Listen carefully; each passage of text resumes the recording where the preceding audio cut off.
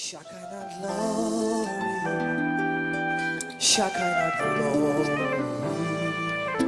Shekinah glory, rest on me. Shekinah glory, Shekinah glory, Shekinah glory. Ensuite, nous irons au chapitre 6. Verset 10. Je lis au nom du Seigneur. Je vous invite à vous tenir debout dans la présence de Dieu. Au verset 30, on dit: le roi donna l'ordre à Ashpenaz, chef de ses eunuques, d'amener quelques-uns des enfants d'Israël de la race royale ou de famille noble, de jeunes garçons sans défaut corporel, beaux de figure, doués de sagesse, d'intelligence et d'instruction, capables de servir dans le palais du roi et à qui l'on enseignerait les lettres et la langue des Chaldéens. Le roi leur assigna pour chaque jour une portion des mets de sa table et du vin dont ils buvaient, voulant les élever pendant 3 années, au bout desquelles ils seraient au service du roi. Il y avait parmi eux, d'entre les enfants de Juda, Daniel, Anania, Michaël et Azaria. Le chef des eunuques leur donna des noms: Daniel, celui de Beltchassar, Anania, celui de Shadrach, et Michaël, celui de Meshach, et Azaria, celui de Abed-Nego. Daniel résolut de ne pas se souiller par les mets du roi et par le vin dont le roi buvait, et il pria le chef des eunuques de ne pas l'obliger à se souiller. Donc, il est mis au test pendant 10 jours, et on nous dit, à la fin de ce test, verset 20, sur tous les objets que réclamaient de la sagesse et de l'intelligence, et sur lesquels le roi les interrogeait, il les trouva, c'est-à-dire les 4 juifs, 10 fois supérieurs à tous les magiciens et astrologues qui étaient dans tout le royaume. Ainsi fut Daniel jusqu'à la première année du roi Cyrus. Chapitre 6 maintenant. Chapitre 6. Au verset 1 jusqu'au verset qu'on a prévu de lire. Darius trouva bon d'établir sur le royaume 120 satrapes. Verset 2, il mit à leur tête 3 chefs, au nom desquels était Daniel. Verset 3, Daniel surpassait les chefs, les satrapes, parce qu'il avait en lui un esprit supérieur, et le roi pensait à l'établir sur tout le royaume. Alors, les chefs et les satrapes cherchèrent une occasion d'accuser Daniel en ce qui concernait les affaires du royaume. Mais ils ne purent trouver aucune occasion ni aucune chose à reprendre, parce qu'il était fidèle et qu'on n'apercevait chez lui ni faute ni rien de mauvais. Et ces hommes dirent: nous ne trouverons aucune occasion contre ce Daniel, à moins que nous n'en trouvions une dans les lois de son Dieu. Puis ses chefs et ses satrapes se rendirent tumultueusement auprès du roi et lui parlèrent ainsi: Roi Darius, vis éternellement. Tous les chefs du royaume, les intendants, les satrapes, etc., établirent un décret. Et maintenant, il dit, confirme ce décret par une défense. Verset 10. Lorsque Daniel sut que le décret était écrit, il se retira dans sa maison, où les fenêtres de la chambre supérieure étaient ouvertes dans la direction de Jérusalem. Et 3 fois le jour, il se mettait à genoux, il priait et il louait son Dieu comme il le faisait auparavant. Dites avec moi, 3 fois le jour. Nous progressons dans Daniel 9. Entre-temps, à partir du 6, 7, ce sont des visions que Daniel reçoit. Verset 1. Prière de Daniel. La première année de Darius, fils d'Assurus, de la race des Mèdes, lequel était devenu roi du royaume des Chaldéens. La première année de son règne, moi, Daniel, je vis par les livres, c'est-à-dire la Bible, le livre de Jérémie, au chapitre du livre de Jérémie, je vis par les livres qu'il devait s'écouler 70 ans pour les ruines de Jérusalem, d'après le nombre des années dont l'Éternel avait parlé à Jérémie le prophète. Je tournai ma face vers le Seigneur, Dieu, afin de recourir à la prière, aux supplications, en jeûnant et en prenant le sac et la cendre. Je priai l'Éternel mon Dieu et je lui fis cette confession. Seigneur, Dieu, grand et redoutable, toi qui gardes ton alliance. Verset 5. Nous avons péché, nous avons commis l'iniquité, nous avons été méchants et rebelles. Nous sommes détournés de tes commandements et de tes ordonnances. Nous n'avons pas écouté tes serviteurs, etc., etc. Verset 20. Je parlais encore. Et il dit au verset 19, Seigneur, écoute. Seigneur, pardonne. Seigneur, sois attentif, agis et ne tarde pas. Par amour pour toi, ô mon Dieu, car ton nom est invoqué sur ta ville et sur ton peuple. Je parlais encore, je priais, je confessais mon péché et le péché de mon peuple d'Israël. Je présentais mes supplications à l'Éternel, mon Dieu, en faveur de la sainte montagne de mon Dieu, c'est-à-dire Jérusalem. Je parlais encore dans ma prière, quand l'homme Gabriel, que j'avais vu précédemment dans une vision, s'approcha de moi d'un vol rapide au moment de l'offrande du soir. Il m'instruisit et s'entretint avec moi. Il me dit, Daniel, je suis venu maintenant pour ouvrir ton intelligence. Lorsque tu as commencé à prier, la parole est sortie et je viens pour te l'annoncer car tu es un bien-aimé. Sois attentif à la parole et comprends la vision. On nous dit 70 semaines ont été fixées, il explique la vision. Chapitre 10 maintenant, verset 1er. La troisième année de Cyrus, roi de Perse, une parole fut révélée à Daniel qu'on nommait Beltsatsar. Cette parole est véritable, annonce une grande calamité. Il fut attentif à cette parole, il eut l'intelligence de la vision. En ce temps-là, moi, Daniel, je fus 3 semaines dans le deuil. Dites avec moi, 3 semaines, 21 jours. Je ne mangeais aucun mets délicat, c'est-à-dire qu'il s'est privé de certaines nourritures, il mangeait de façon superficielle. Il n'entra ni viande, voilà, ni vin dans ma bouche. Bon, en ce temps-là, je ne moignis point d'huile, jusqu'à ce que 3 semaines fussent écoulées. Ça, c'était leur façon. Le 24e jour du premier mois, j'étais au bord du grand fleuve qui est Hiddekel. Je levai les yeux, je regardais, et voici, il y avait un homme vêtu de lin, et ayant sur les reins une ceinture d'or du phase.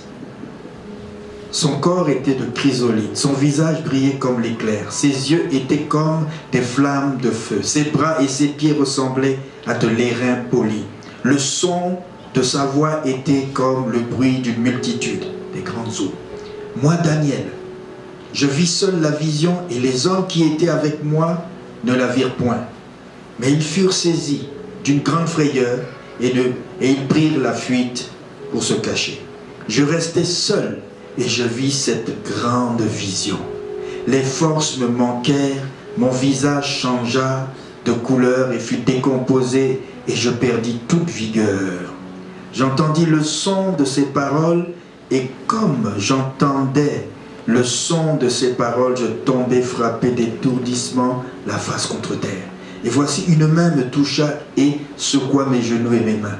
Puis il me dit, Daniel, homme bien-aimé, sois attentif aux paroles que je vais te dire et tiens-toi debout à la place où tu es, car je suis maintenant envoyé vers toi. Lorsqu'il m'eut ainsi parlé, je me tins debout en tremblant. Il me dit, Daniel, ne crains rien.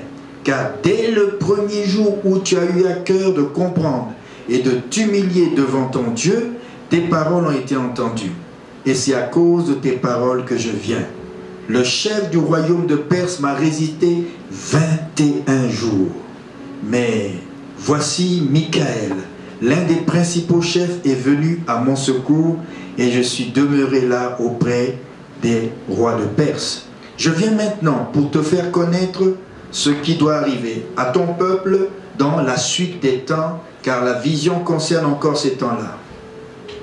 Verset 16. Et voici quelqu'un qui avait l'apparence des fils de l'homme toucha mes lèvres. J'ouvris la bouche, je parlais et je dis à celui qui se tenait devant moi, mon Seigneur, la vision m'a rempli d'effroi et j'ai perdu toute vigueur. Comment le Seigneur, le serviteur de mon Seigneur, pourrait-il parler à mon Seigneur? Maintenant, les forces me manquent et je n'ai plus de souffle. Alors celui qui avait l'apparence d'un homme me toucha de nouveau et me fortifia. Puis il me dit, ne crains rien, homme bien-aimé, que la paix soit avec toi. Courage, courage. Et comme il parlait, je repris des forces et je dis, que mon Seigneur parle, car tu m'as fortifié. Il me dit, sais-tu pourquoi je suis venu vers toi? Maintenant je m'en retourne pour combattre le chef de la Perse.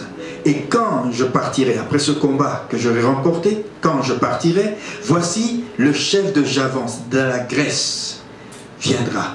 Mais je veux te faire connaître ce qui est écrit dans le livre de vérité. Personne ne m'aide contre cela, excepté Michaël, votre chef. Amen. Amen. Amen. Amen. Vous pouvez vous asseoir. Alléluia. Acclame pour la parole de Dieu.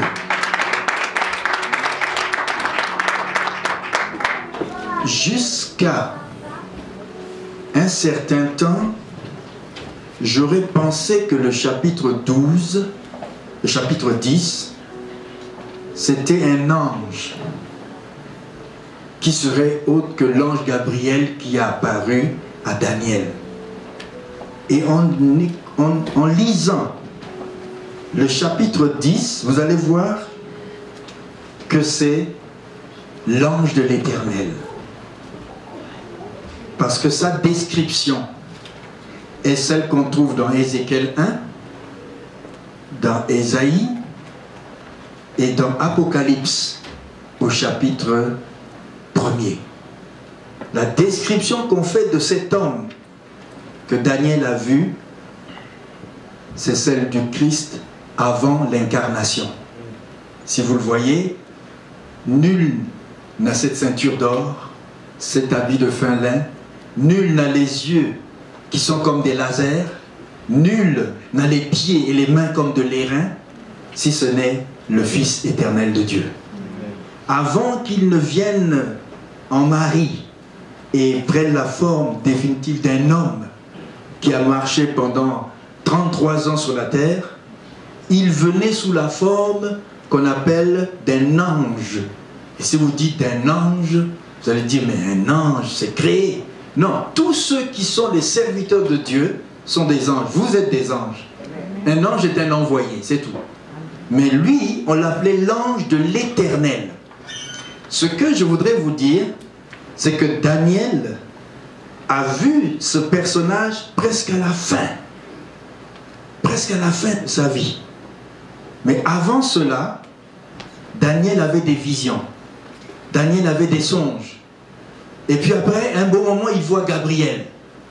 On monte de niveau. Quelqu'un dit on monte de niveau. Et puis à la fin presque de sa vie, Dieu lui ouvre et il voit une grande vision où c'est le Christ lui-même qui apparaît. Et là, le Seigneur m'a dit, tu as vu Daniel? On l'appelle comment? Le bien-aimé. Jean, on l'appelle comment? Le bien-aimé. Abraham, on l'appelle comment? Le bien-aimé. David, on l'appelle comment? David, le bien-aimé. Il dit, moi, je me révèle à mes bien-aimés. Il y a ceux qui m'aiment, mais il y a ceux qui sont appelés bien-aimés. Est-ce que tu es un bien-aimé de Dieu? Te vois-tu comme un bien-aimé de Dieu? J'aimerais attirer ton attention encore sur Daniel avant de rentrer dans cette étude. Et si je ne la finis pas, je la continuerai avant la fin des 21 jours. Daniel, pour devenir un bien-aimé, avait à peu près 14, 15, 16, 17 comme David. Et Daniel a décidé à Babylone, une grande capitale pleine d'idoles. Il a dit en son cœur, c'est comme si on prend des jeunes, on les met à New York. Ou on prend des jeunes, on les met à Paris, dans les grandes villes du monde. On les amène, on les prend quelque part et on les amène quelque part. Et lui, Daniel, c'était la catégorie de la caste royale. Et Daniel était habitué à vivre comme un prince dans le royaume de Juda. Et puis subitement, on le prend là, il sort de sa zone de confort et on l'amène au milieu des idoles, à Babylone. Et il est très jeune.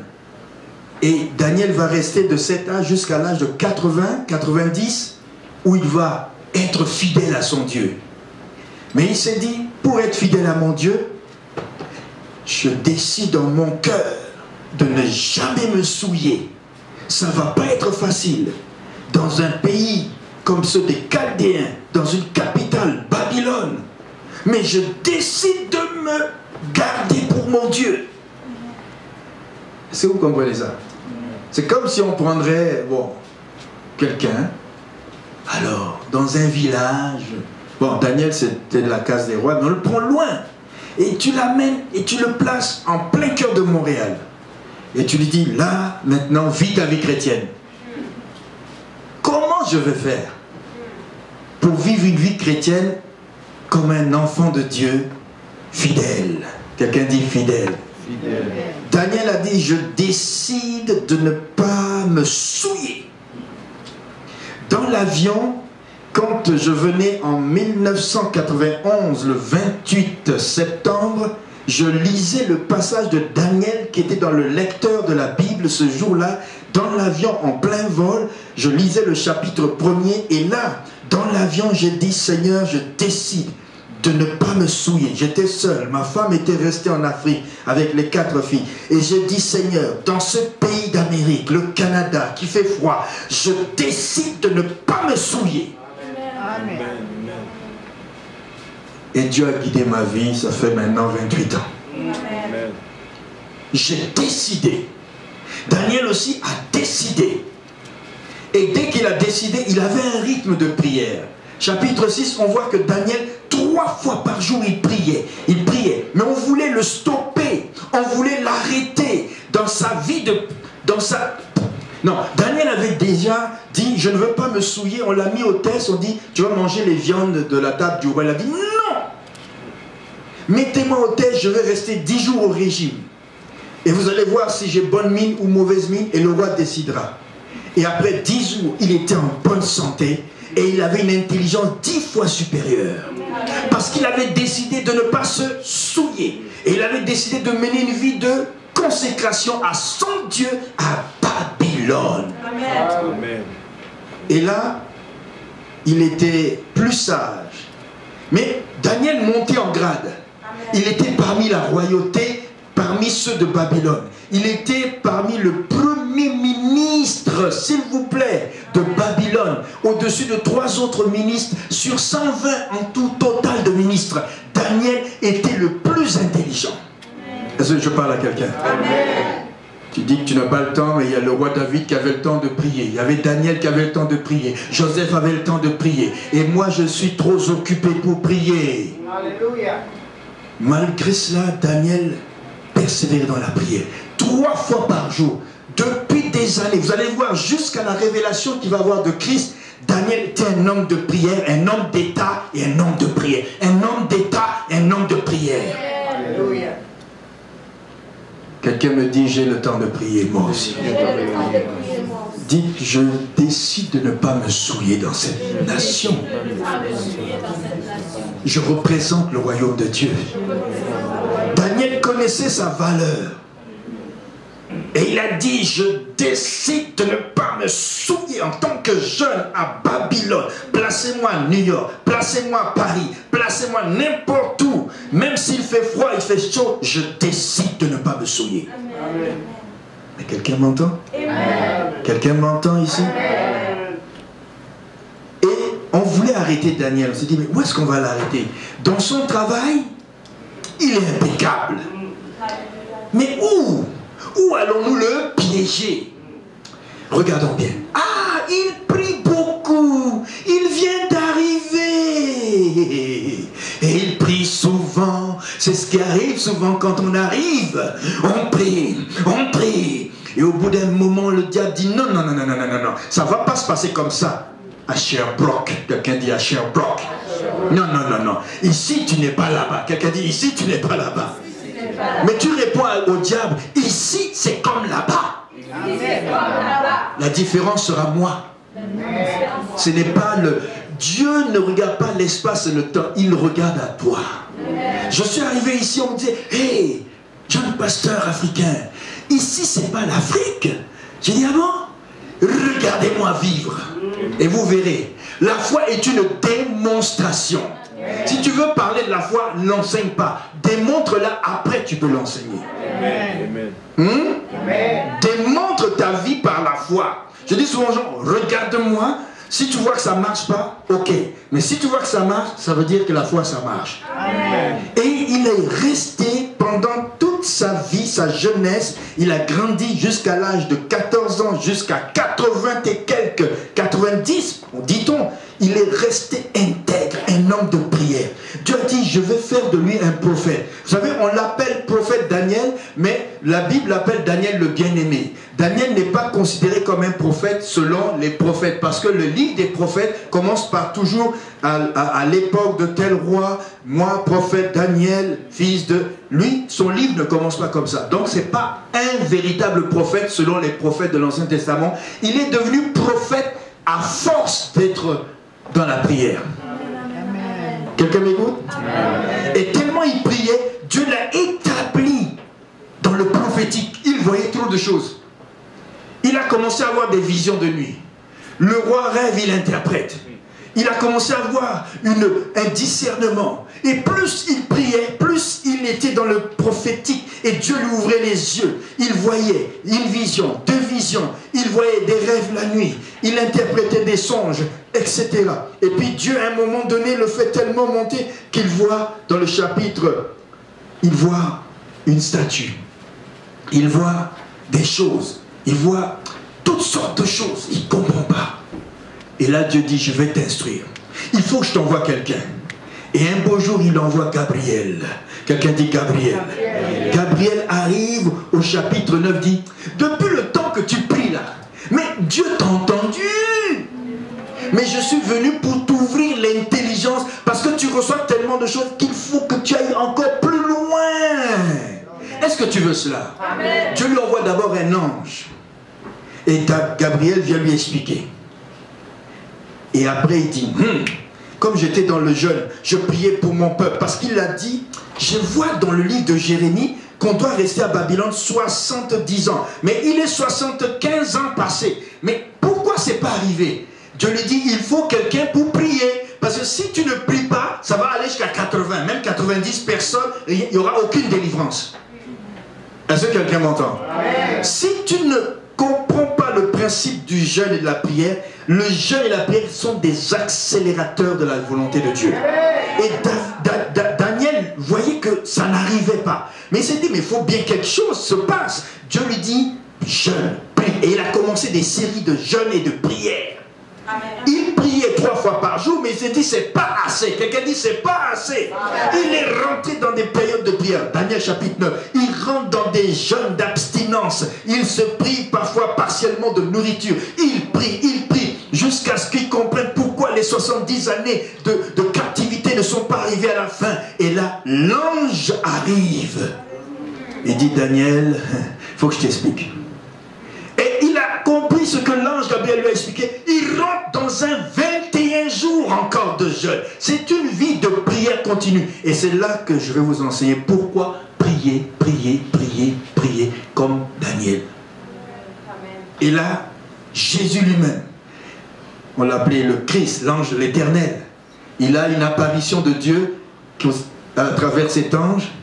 Et il lui dit, Daniel, j'étais sorti dès que tu as commencé à prier ton 21 jours, c'est le 24e jour que je t'apparais. Pendant 21 jours que tu priais là, jusqu'à la fin, 3 jours plus tard, le 24e, j'arrive. Quelqu'un veut des bénédictions, n'est-ce pas? Quelqu'un veut voir l'église progresser, n'est-ce pas? Eh bien, sans les genoux à terre, vous ne verrez rien. Sans que le peuple... Tu parles de réveil, pasteur Apôtre Dondon, mais on veut voir le réveil. Mais sans que quelqu'un ne commence à prier sérieusement, rien ne va se produire. Et il faut qu'on commence à prendre ça. Daniel attendait de voir les 70 ans écoulés, mais rien ne se passait. Et là, l'ange lui vient dire, oui, je viens maintenant.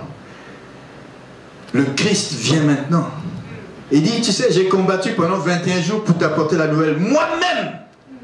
Mais il y a un ange au-dessus de la Perse qui m'a stoppé. J'ai dû siffler à Michael pour qu'il amène, pour me libérer le passage. Le Christ lui-même a été opposé. 21 jours, l'ange de l'Éternel qui parle à Daniel dit, pendant 21 jours j'ai été opposé. Mais j'ai une bonne nouvelle pour toi. Tu veux voir les apparitions du Christ? Tu veux voir les révélations de Dieu? Même là encore, la livraison du colis va tarder si tu ne pries pas. Qui veut voir des grandes choses?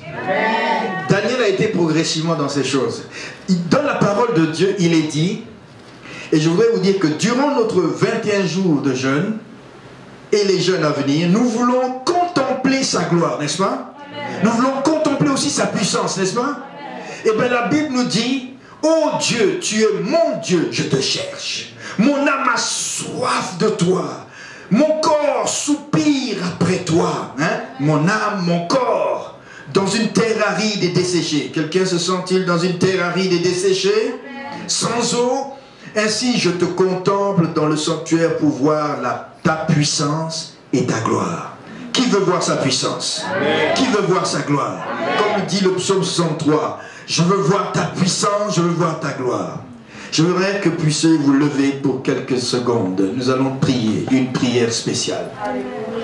Je veux dans ma vie et dans ta vie qu'on brise le cycle des échecs qui sont dus au passé, que nous avons vécu jusqu'à ce jour, et nous voulons provoquer par une prière dans ces 21 jours et même après encore la restauration d'une double gloire dans ta vie, dans ma vie, pour que nous puissions voir l'église, nos vies, tout ce qui nous concerne avancer.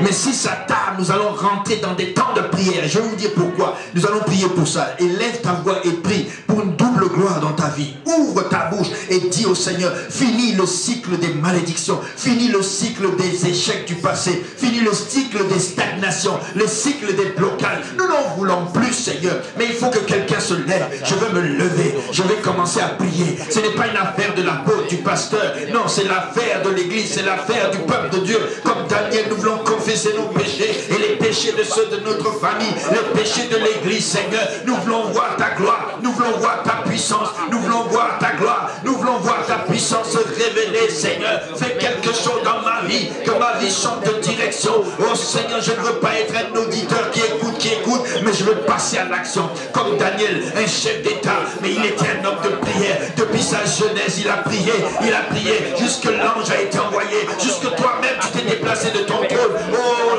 Seigneur Jésus, pour venir te révéler à Daniel, pour lui montrer les choses qui vont arriver à la fin des temps. Seigneur, je veux faire partie des bien-aimés de Dieu. Oh, je sais que je parle à des bien-aimés ce soir. Ce matin, je parle à des bien-aimés de Dieu. Des gens qui ne se voient pas comme des simples chrétiens, mais des bien-aimés de Dieu. Des bien-aimés de Dieu. Oh Seigneur, réveille l'esprit de ton peuple. Réveille l'esprit de ton peuple à Shekinah. Réveille le cœur, réveille l'esprit. Que notre chair soupire après ta gloire. Que notre corps, notre chair soupire comme une terre, comme sur une terre aride et desséchée. Papa, sans eau, j'ai soif ici au Canada, j'ai soif de voir une vie chrétienne différente, que quelque chose se passe dans notre communauté, au nom de Jésus, que quelque chose se passe dans la communauté chrétienne, dans la ville de Sherbrooke, dans ce pays où il fait parfois froid, et nous n'avons pas toujours cette habitude, mais nous voulons prier comme Daniel à Babylone.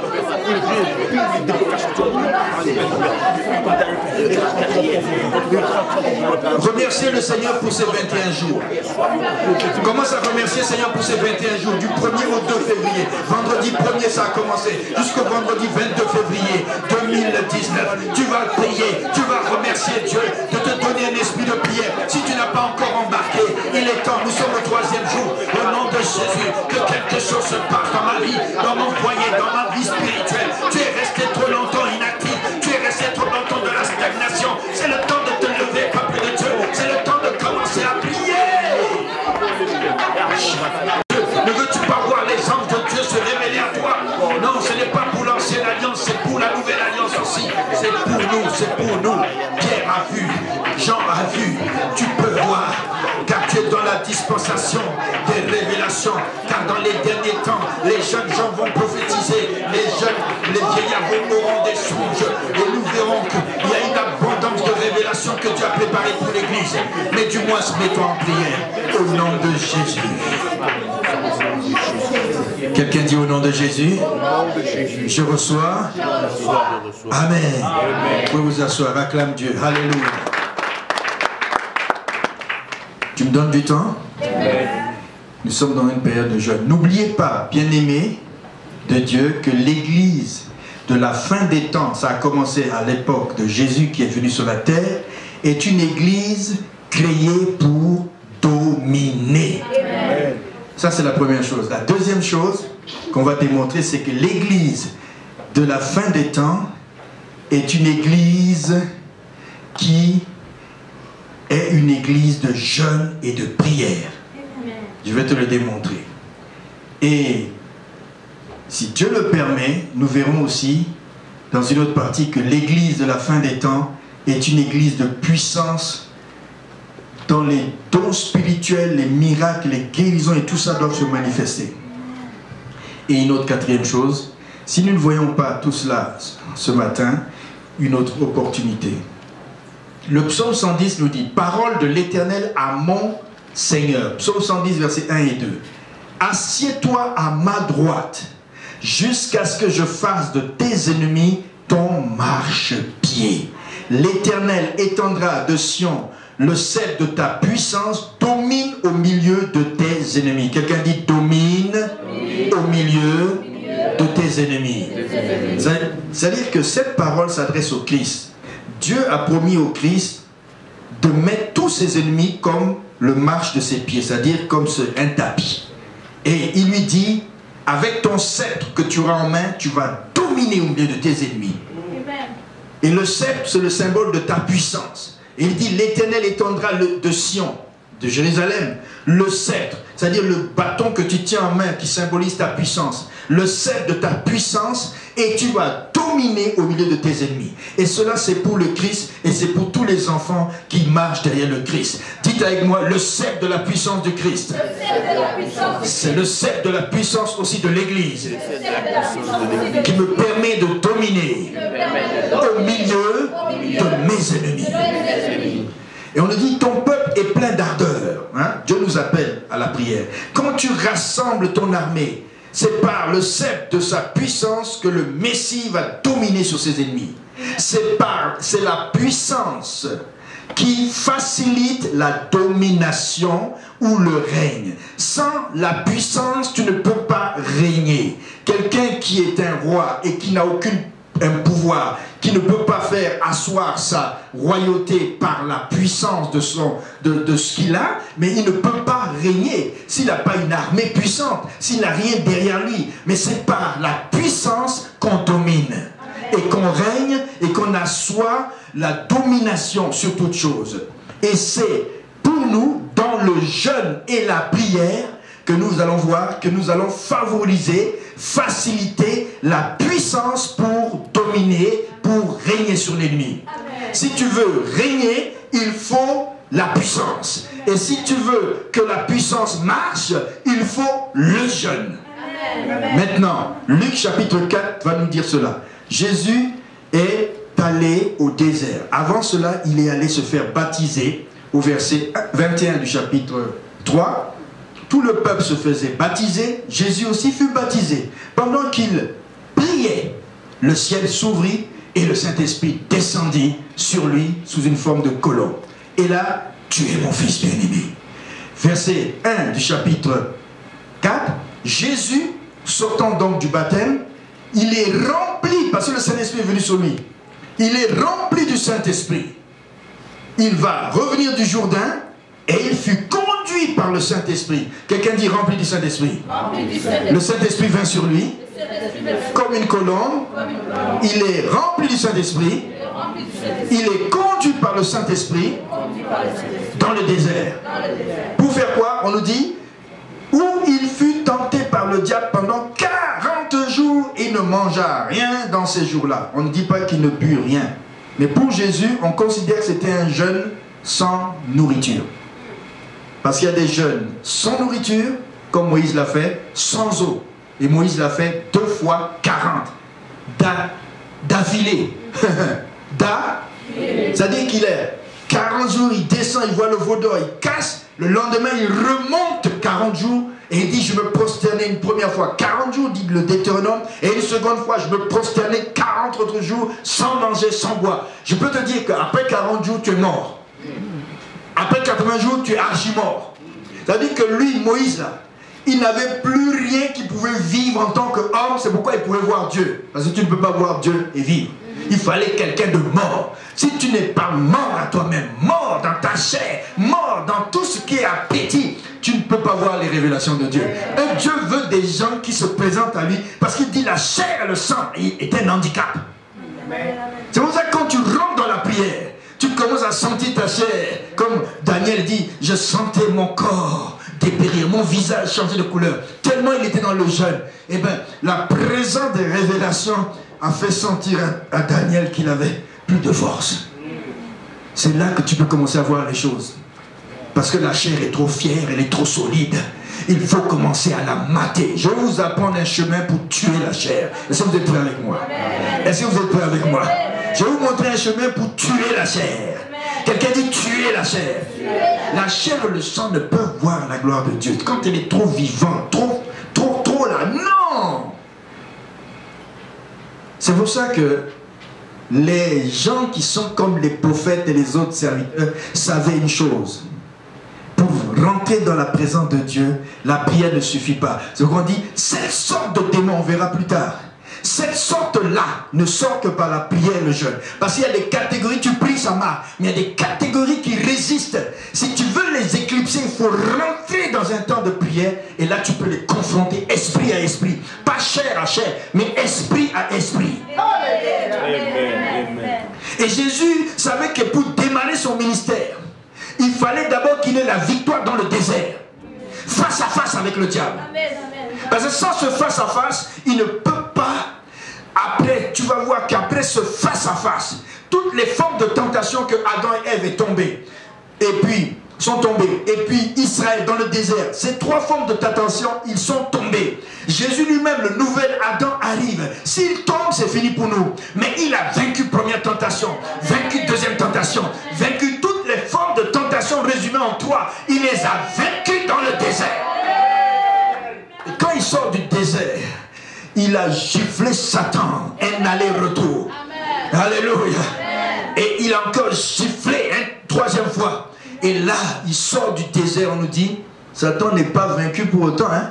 Alors, après avoir tenté de toutes ces méthodes, le mot manière, c'est méthode, c'est ruse, le diable s'éloigna de lui jusqu'à un moment favorable. Il dit, c'est pas grave, tu m'as donné des coups, mais j'attends le moment favorable. Et le moment favorable, c'était après 3 ans et demi sur la croix, à Gethsémane, il a attendu, il a dit, tu penses que tu peux sauver l'humanité?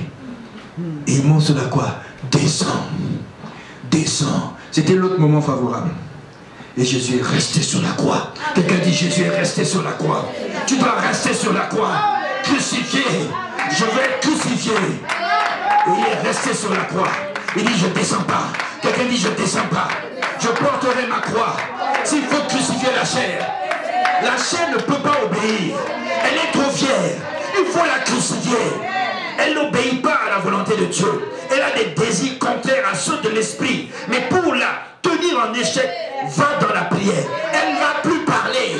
Elle va être crucifiée.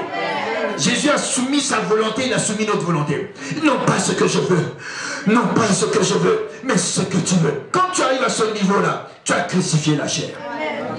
Quand il dit lève-toi mon fils, Emmanuel, va à gauche, il va à gauche, va à droite, il va à droite, recule, il recule, avance, il avance, la chair est crucifiée. Mais il dit va à gauche, toi tu vas à droite, il dit va à droite, toi tu vas à gauche. Tu as besoin de jeûne. Dis à quelqu'un, tu as besoin de jeûne encore. Tu as besoin d'aller voir Dieu. Rencontrer Dieu esprit à esprit. Rencontrer le diable. Vous savez, le jeûne fait quelque chose par rapport à Dieu. Tu le rencontres, tu te confesses, il te visite.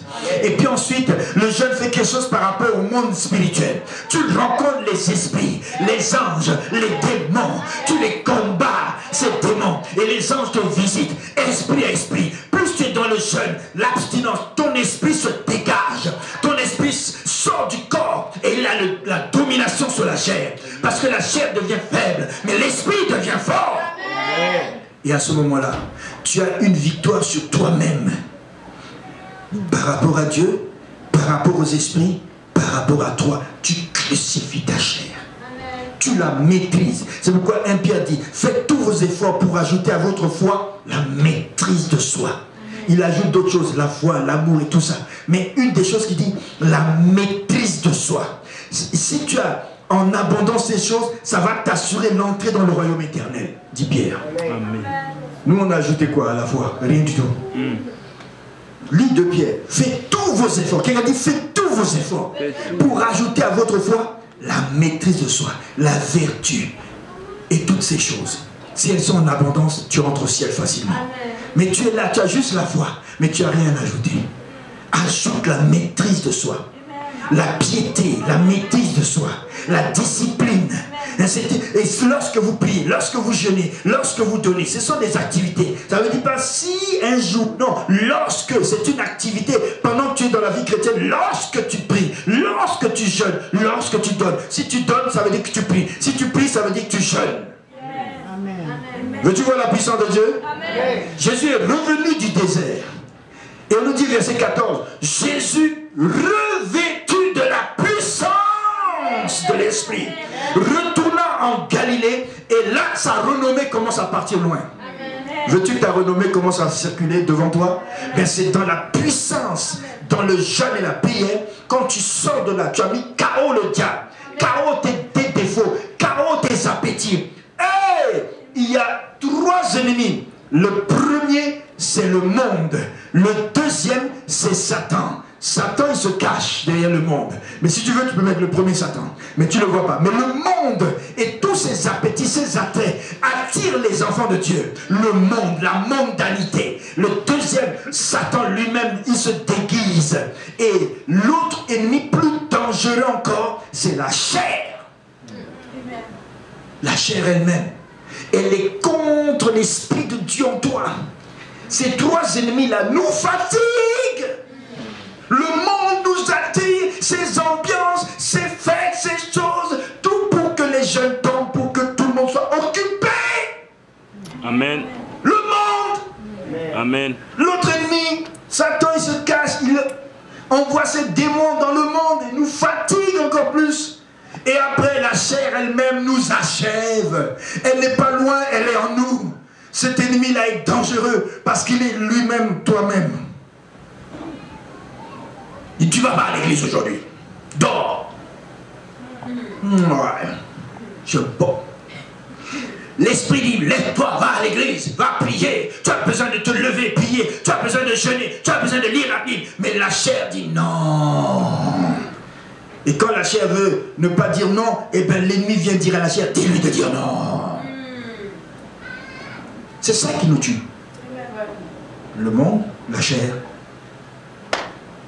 et le diable lui-même et ses démons. Mais Jésus revêtu, quelqu'un dit Jésus revêtu de la puissance en haut. Jésus revêtu de la puissance. Revint, alléluia, du désert, avec la puissance du Saint-Esprit. Et quand il a la puissance, on nous dit que là, les démons ne pouvaient plus lui résister. Les malades sont guéris. Sa renommée commence à parcourir. Voulons-nous que la renommée de Shekinah parcourt la terre?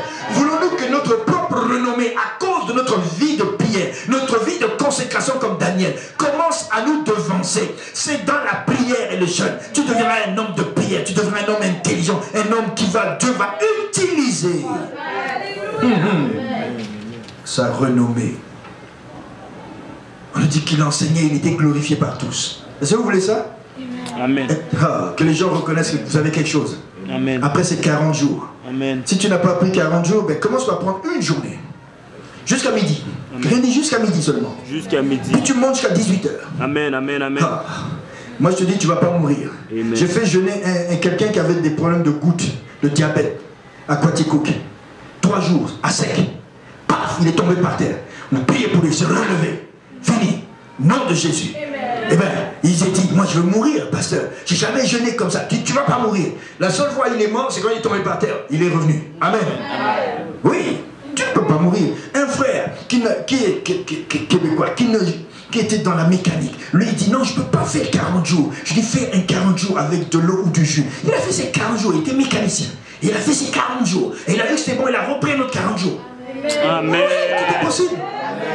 C'est là-dedans que ça se passe. Ma femme, donc, quand elle est sortie de son AVC, là, le médecin dit, tu prendras toujours de l'aspirine. Elle dit, oui, monsieur. Quand elle a fini, elle est rentrée dans 40 jours. Oui, non, mais la médecine, elle est la chair, la médecine, le monde, le diable. Il nous fatigue. La foi vient ce qu'on entend vient de la parole de Dieu. Toi, tu entends le monde, toi tu entends le diable, toi tu entends la chair. C'est pourquoi tu n'avances pas.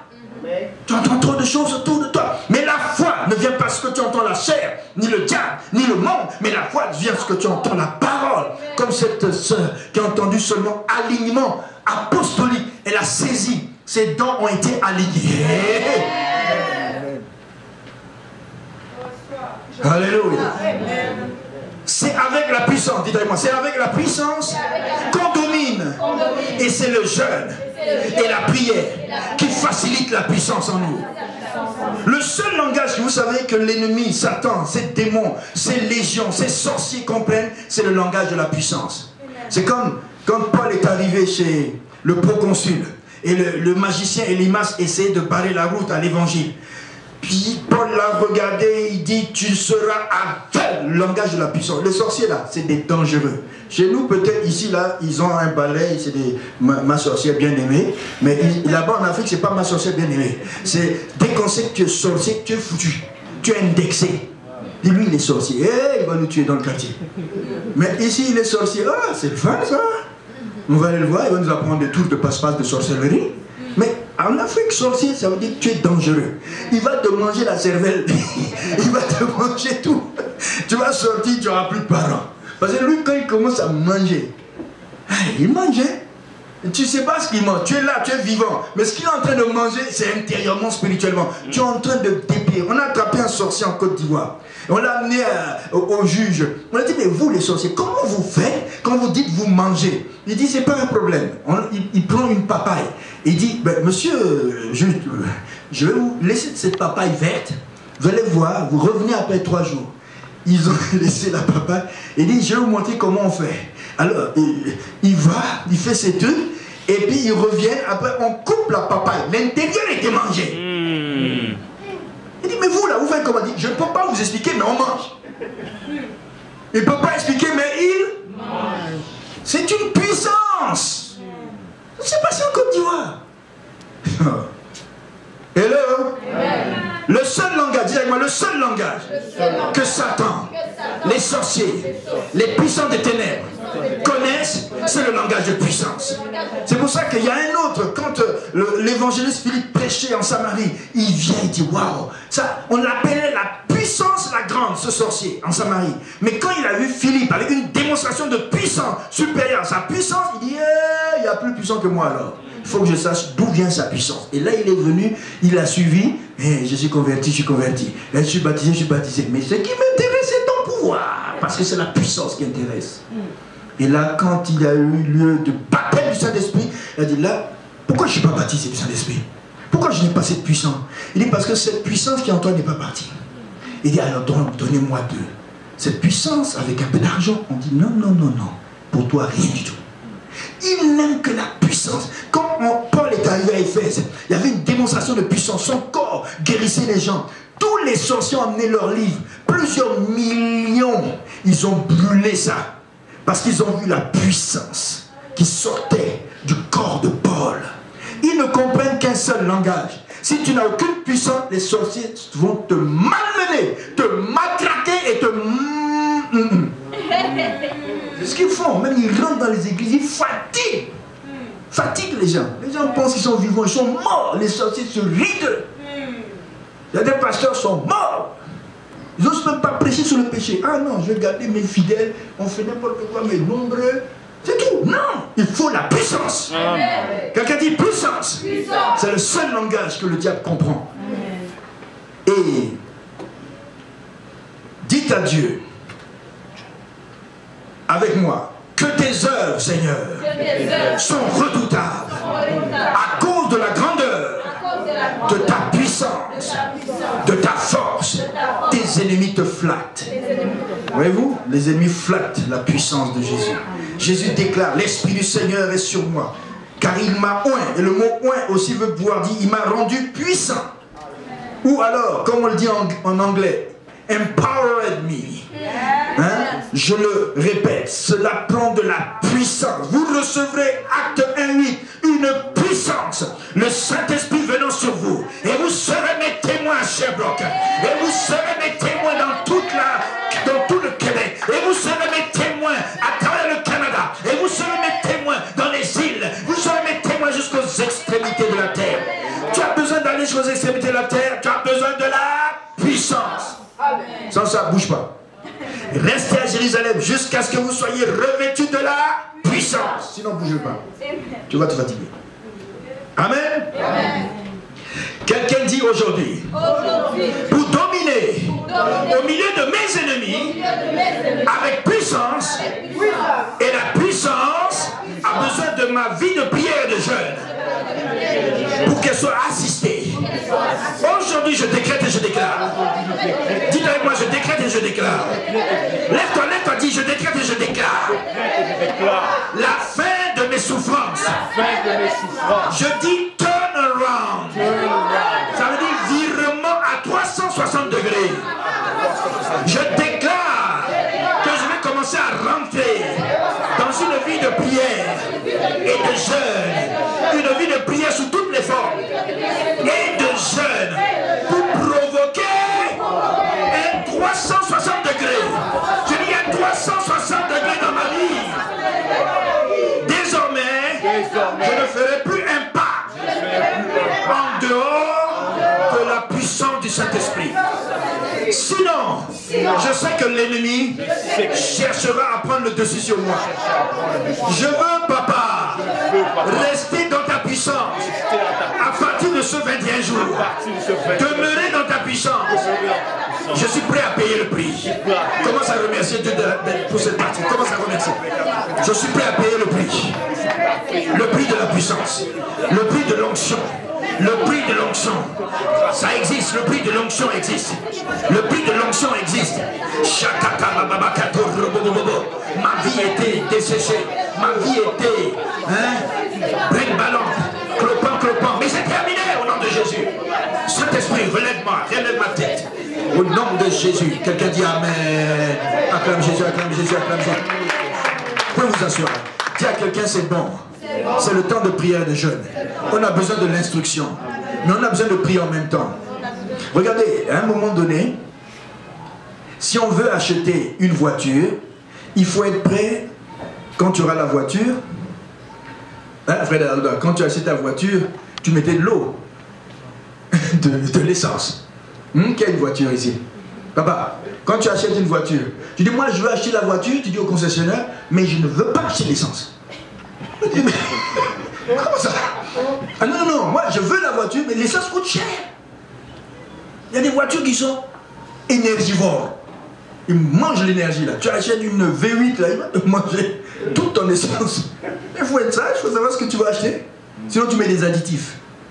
Et puis tu vas voir que ça va être économique. Mais quelqu'un dit, je veux acheter une voiture, mais je ne veux pas mettre d'essence.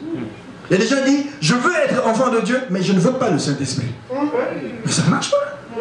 Quelqu'un dit, l'un va avec l'autre. Matthieu 25. Allons dans Matthieu 25. Je dis, si tu es prêt à payer le prix, est-ce que quelqu'un est prêt à payer le prix? Je veux ceci, Seigneur. Mais je dis, tu es prêt à payer le prix? Je veux pas l'essence. Mais comment tu vas rouler? Matthieu 25, verset 1. Alors le royaume des cieux sera semblable à 10 vierges. Quelqu'un dit 10 vierges. 10 vierges. Qui avaient pris leur lampe. Quelqu'un dit leur lampe. Pour éclairer dans les ténèbres. Hein? C'est ça que vous voulez, non? Amen. Ils allèrent à la rencontre de l'époux. On va à la rencontre de Jésus qui s'en vient bientôt. Amen. Amen. 5 d'entre elles étaient folles. Il y a toujours au milieu 50-50. Quelqu'un dit 50-50. Il y a ceux qui sont sages et ceux qui sont... Quelqu'un dit... Elles étaient folles. Et 5 étaient sages. Les folles, en prenant leur lampe, ne prirent point d'huile avec elles. Eh, chrétien, tu prends ta lampe, mais tu ne prends pas d'huile. Comment tu vas faire? Hein? Ça veut dire, comment on va faire? J'ai la lampe, je vais à la rencontre de Jésus. Il n'y a même pas d'essence. Quelqu'un dit, il n'y a pas d'essence. Quelqu'un dit, il n'y a pas d'essence. Mais les sages prirent avec leur lampe de l'huile dans des vases. Comme l'époux tardait. Quelqu'un dit comme l'époux tardait. Comme désormais, là, il tarde un peu. Hein. Il devait venir depuis, mais il tarde. Et on pense que c'est pour notre malheur. C'est pour notre bien. Hein. On a beaucoup de choses à changer. Rentrer dans la vie de prière. Comme l'époux tardait, toutes s'assoupir et s'endormir. Ça arrive à tout le monde. Même le pasteur, il peut s'endormir quelquefois. Mais si tu as ta lampe, il faut avoir de lait.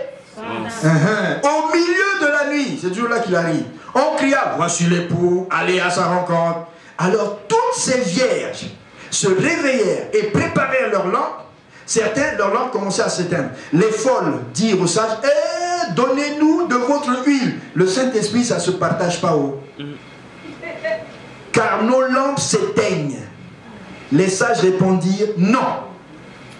Il n'y en aurait pas assez pour nous et pour vous. Allez plutôt chez ceux qui en vendent et achetez-en pour vous.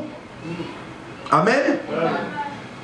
Pendant qu'elles allaient en acheter, l'époux arriva. Les portes furent fermées. Et puis voilà. Ah, Seigneur, on en a acheté maintenant. Trop tard. Mais il répondit, je vous dis en vérité, je ne vous connais pas. Veillez donc, puisque vous ne savez ni le jour ni l'heure. Et je dis à l'église Shekinah, veille.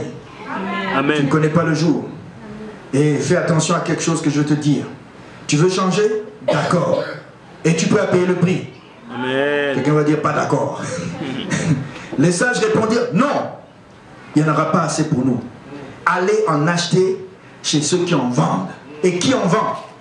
C'est le Saint-Esprit. L'église de Jésus-Christ, des temps de la fin surtout, est une église qui est faite de prières et de jeûnes. Matthieu, je vais lire un autre passage de Matthieu 2:20 avant de commenter les deux passages.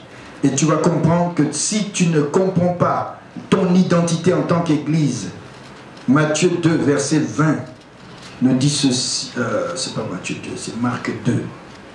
Marc 2, verset 20.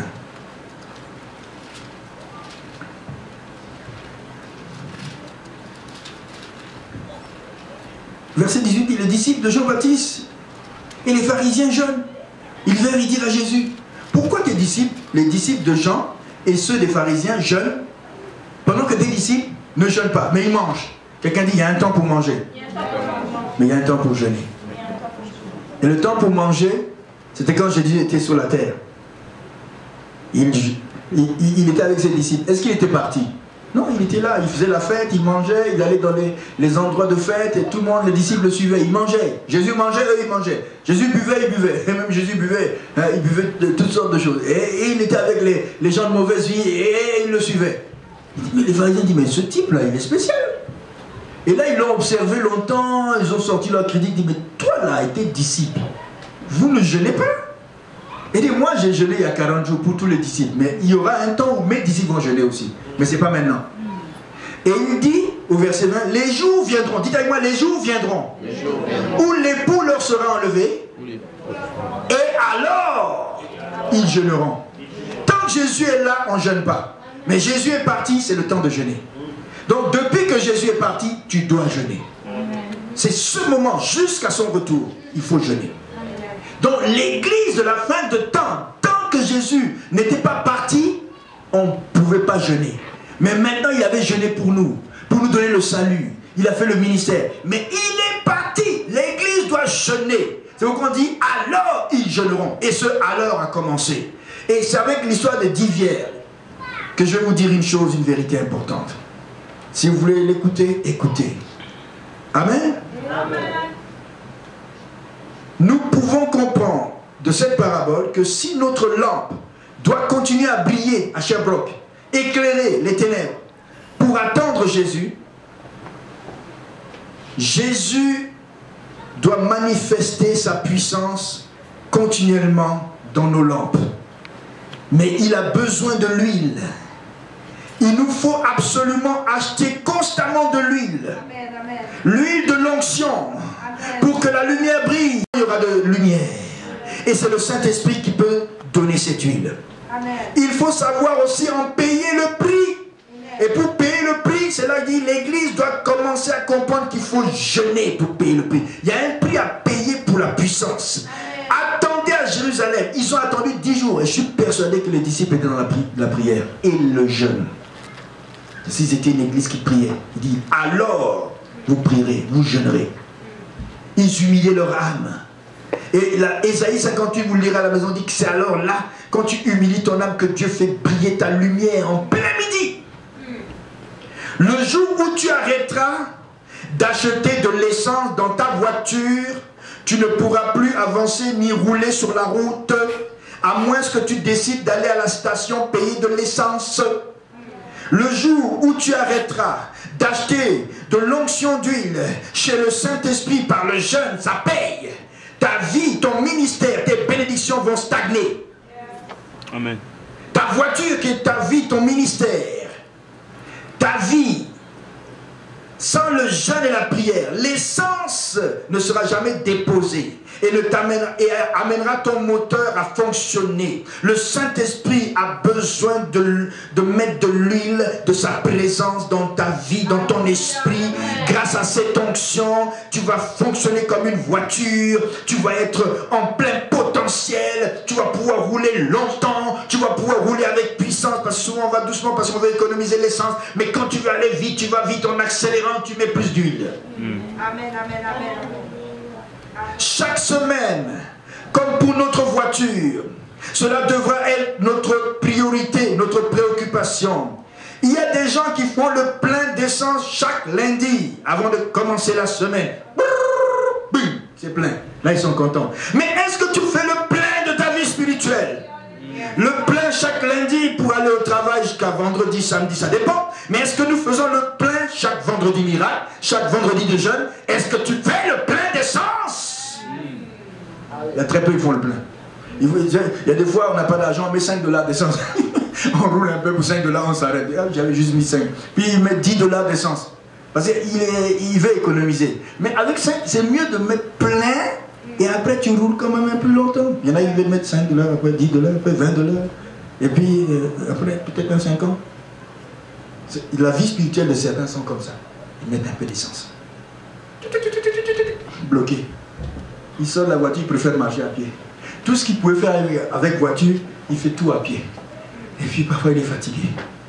Mais excusez-moi, je vous donne une parabole. Celle des vierges. Je vous en conjure, achetez de l'essence. Parce que ça ne va pas dans la vie spirituelle de beaucoup d'entre nous. On fonctionne à vitesse réduite, on fonctionne avec très peu d'essence. Et quand on vient dimanche, ce n'est pas suffisant pour une vie spirituelle d'impact. Comprenez? C'est à votre bénéfice. Sinon, on va vous catégoriser de vierges folles et d'autres de vierges sages. Tu dis, moi, je ne suis pas une vierge folle. Non. Oui, mais Dieu va dire, regarde ton carburant, il y en a à combien? Je suis dans le rouge, Seigneur. Mais je vais m'en débrouiller quand même. Seigneur dit, vas-y. Quand tu vas t'arrêter, tu me feras ci. Et il y a des moments où tu t'arrêtes. Tu commences à dire, je ne comprends plus. Je n'arrive plus à comprendre ce qui arrive dans ma vie. Tu es en rouge. Alors quand on est en rouge, fais le plein. Où est-ce qu'on fait le plein? Où est-ce qu'on fait le plein, s'il vous plaît? Tu vas aller voir le Saint-Esprit. Saint-Esprit, je suis dans le rouge. Partout dans le rouge. Mais je veux rouler. Il dit, va jeûner un peu. Tu veux plus d'essence, plus de puissance? Tu connais le prix, il y a plusieurs formes de jeûne. Oui, je veux jeûner jusqu'à midi. Et après, je vais manger. Très bien, mais $10 d'essence. Je veux jeûner jusqu'à le soir. Ah, ok, ça c'est $15 d'essence. Marie, tu rigoles ou quoi? Et toi tu dis non, je n'ai assez de cette vie-là, de médiocrité, sans puissance. I am not powerless. Non, non, non, je veux avancer. Dis, aujourd'hui c'est 21 jours que l'église a dit, alors ça sera 21 jours de 6 à 6. Amen. Il a dit, excuse-moi, tu as dit 21 quoi? 21 carburant d'essence? Mais ça va donner beaucoup de gaz, ça. Je vais t'arrêter. Le matin, tu te lèves, tu vois.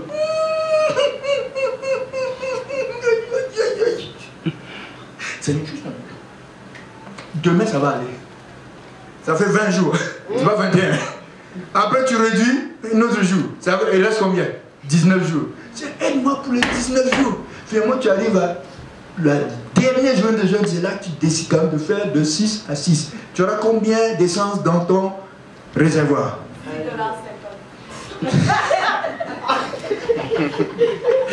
Il faut que je vous parle en parabole. Amen. Amen, amen. On fait le plein d'essence chaque lundi. Pour nous qui avons des voitures, hein, papa? Mais est-ce qu'on fait le plein spirituel dans ce que Jésus nous demande? Non. Après, on est comme des vierges. Point d'interrogation. Quelqu'un dit point d'interrogation. Point d'interrogation. Le jour vient et le jour est là où Satan est comme un destructeur. Jean 10, il dévore, il déchire tout ce qui peut arriver dans nos vies. 1 Pierre 5, 7, il rôde comme un lion rugissant. Chaque instant, il nous guette. Jacques 4, 7, résistez-lui ferme dans la foi. C'est un voleur, il faut lui résister. Amen.